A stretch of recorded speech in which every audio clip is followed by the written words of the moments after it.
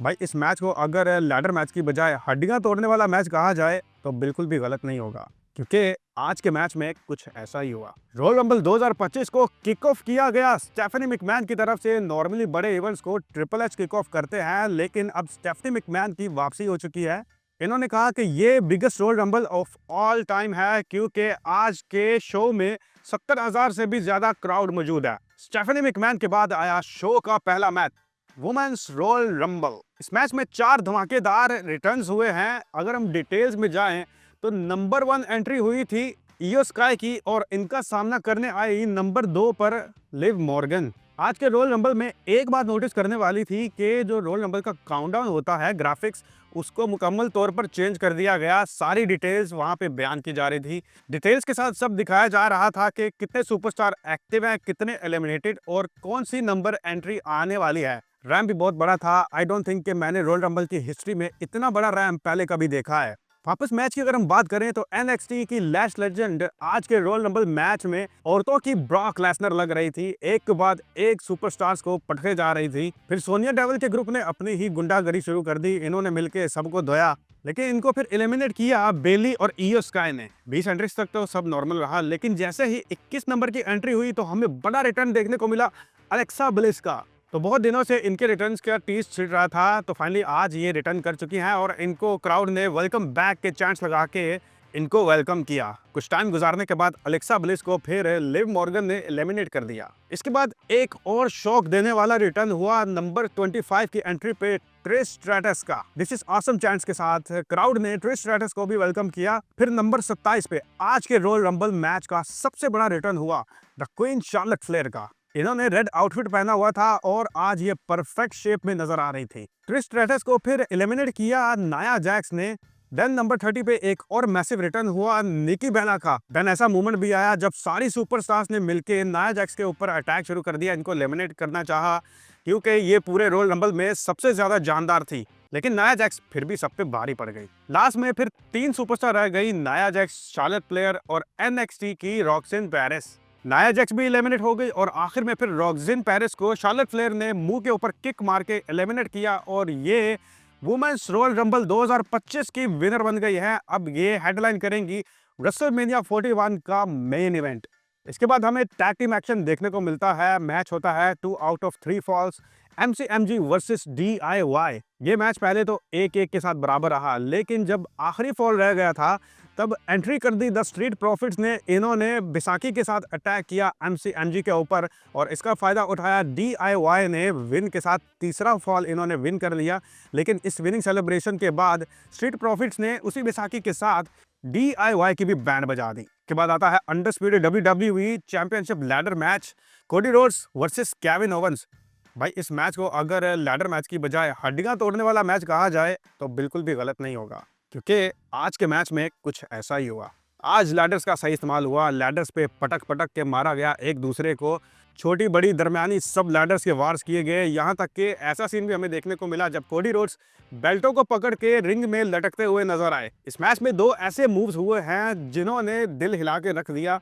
पहली मूव की अगर हम बात करें तो केविन ओवेंस ने कोडी रोड्स को अपने शोल्डर्स के ऊपर उठाया हुआ था और ये रिंग के टॉप के ऊपर मौजूद थे। वहां से इन्होंने नीचे सेट की लैडर के ऊपर छलांग मारी और ये दोनों इतने गंदे तरीके से उसके ऊपर गिरे कि ऐसा लगा कि दोनों की हड्डियां ही टूट गई हैं, क्योंकि दोनों ही इस मूव के बाद हिल नहीं पा रहे थे।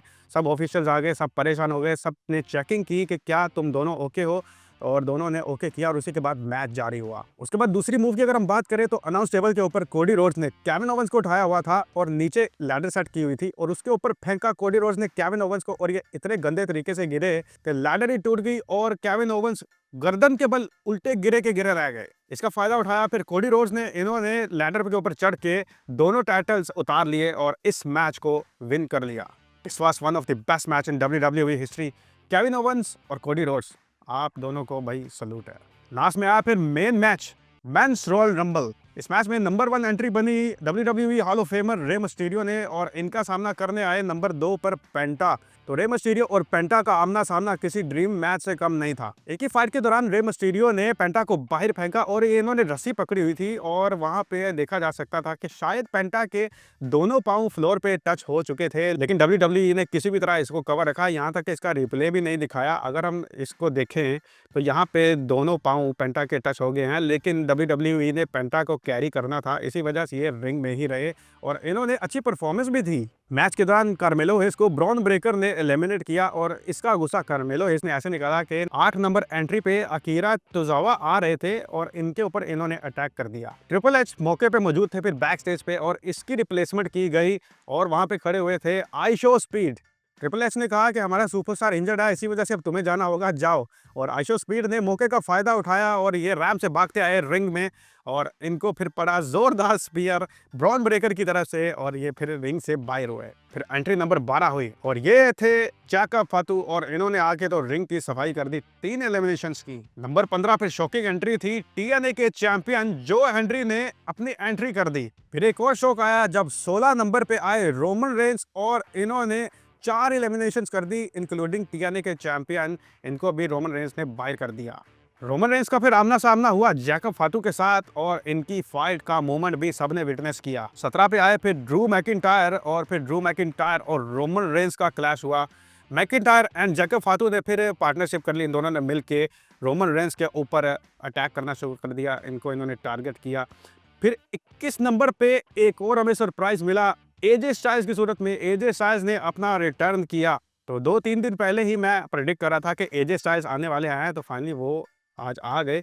उसके बाद नंबर 22 पे ब्राउन स्ट्रोमन की एंट्री हुई और इन्होंने आते ही जैकब फातू के ऊपर अटैक शुरू कर दिया, क्योंकि लास्ट मैकडाउन में ब्राउन स्ट्रोमन के ऊपर जैकब फातू ने बहुत गंदे वाला अटैक किया था और ये हॉस्पिटल पहुंच गए थे। तो ब्राउन स्ट्रोमन ने फिर ऐसा गुस्सा निकाला जैकब फातू के ऊपर कि इनको रॉयल रंबल मैच से बाहर कर दिया और जैसे ही जैकब फातू रिंग से बाहर गए ये आपे से बाहर हो गए। इन्होंने अनाउंस टेबल को भी इधर उधर करके बखेर दिया, रिंग अनाउंसर की कुर्सी भी उठा के रिंग की तरफ फेंकी। तो बस ये टोटली आउट ऑफ कंट्रोल हो गए थे। नंबर 23 पे फिर बड़ी एंट्री हुई जॉन सीना की। जॉन सीना जैसे ही आए इनका फिर आमना सामना हुआ रोमन रेंस के साथ। ये एक दूसरे को देखते ही रहे और इसी देखा देखी के दौरान नंबर 24 पे एंट्री हो गई सीएम पंक की भी और फिर ये 3 लोग आपस में एक दूसरे को देख रहे थे और ये इसी दौरान टाइम कैसे गुजरा पता ही नहीं चला, 2 मिनट गुजर गए। और फिर नंबर 25 पे एंट्री हुई सेथ रॉलिंस की।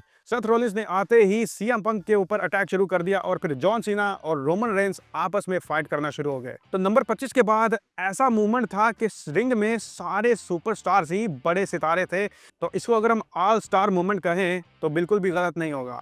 नंबर 30 पे फिर लग रहा था कि the final boss the rock की एंट्री हो सकती है, लेकिन सब कुछ गलत हो गया, लोगन पॉल आ गए। इस मैच के दौरान सेथ रॉलिंस और रोमन रेंस का भी मोमेंट आया। ये दोनों एक दूसरे को ऐसे देख रहे थे जैसे इनकी पुरानी जितनी भी कहानी है वो सारी वापस रिवाइंड हो गई हो। इसके बाद इन्होंने एक दूसरे को ऐसा मारा कि बस ये रुके नहीं, यहाँ तक कि लड़ते लड़ते ये एक दूसरे को रोप से बाहर कर रहे थे कि इसका फ़ायदा उठाया पीछे से आके सीएम पंक ने और इन्होंने सेथ रॉलिंस और रोमन रेंस दोनों को ही बाहर कर दिया। पीछे से लोगन पॉल ने सीएम पंक को भी बाहर कर दिया। तो ये बहुत बड़ा शौक था क्योंकि सीएम पंक आज के मैच की विनिंग के लिए फेवरेट थे। पीछे फिर बच गए लोगन पॉल, जे उसो और जॉन सीना। लोगन पॉल को फिर एलिमिनेट किया जॉन सीना ने और फिर आखिर में रहे जॉन सीना और जे उसो।